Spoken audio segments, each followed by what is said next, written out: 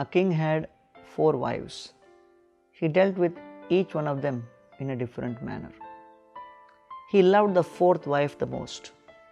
He gave her the best clothes, best jewels, gave her so much of time, affection, energy. He would become extremely concerned with each one of her issues. The 3rd wife received sufficient attention. And the king would use the 3rd wife to show off to all the others in society and would feel very proud of the 3rd wife.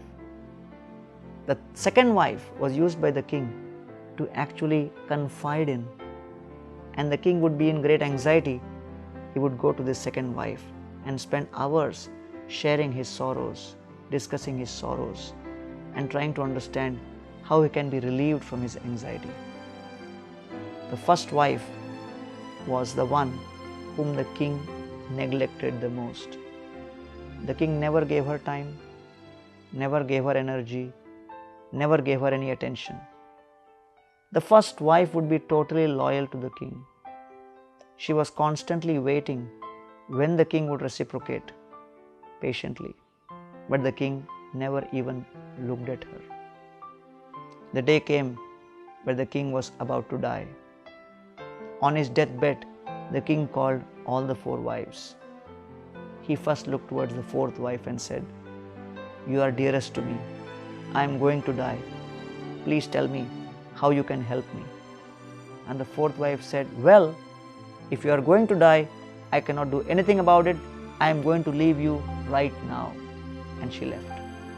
The king was shattered, thinking, "I gave her all my love, all my energy, all my attention." Turned to the 3rd wife, said, "Hey, I was always so proud of you. How will you help me at the time of death?"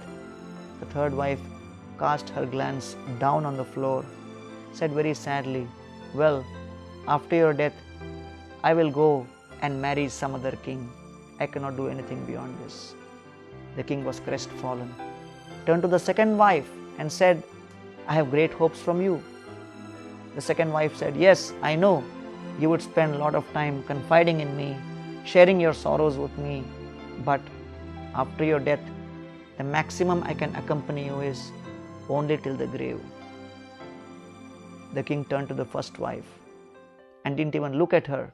But the 1st wife actually came in front of the king and said, "My dear king, I am loyal to you.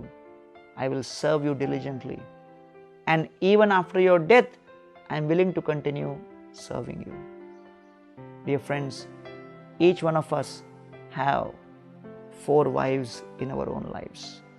The 4th wife is the body.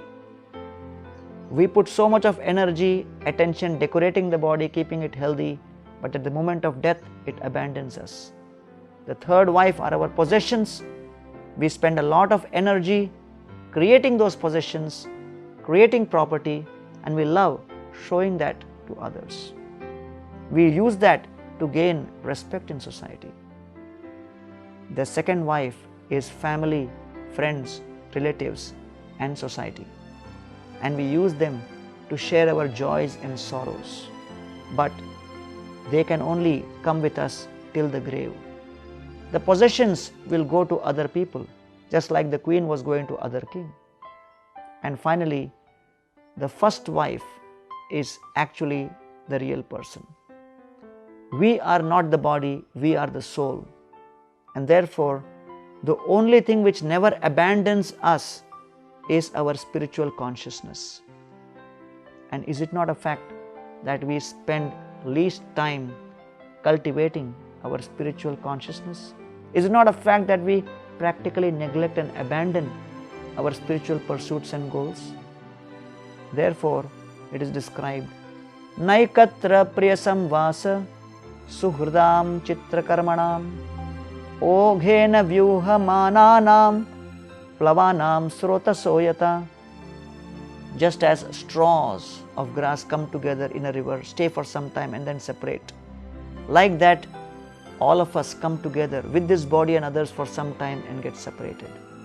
Let us invest our energy, time and focus on our spiritual consciousness and experience real peace.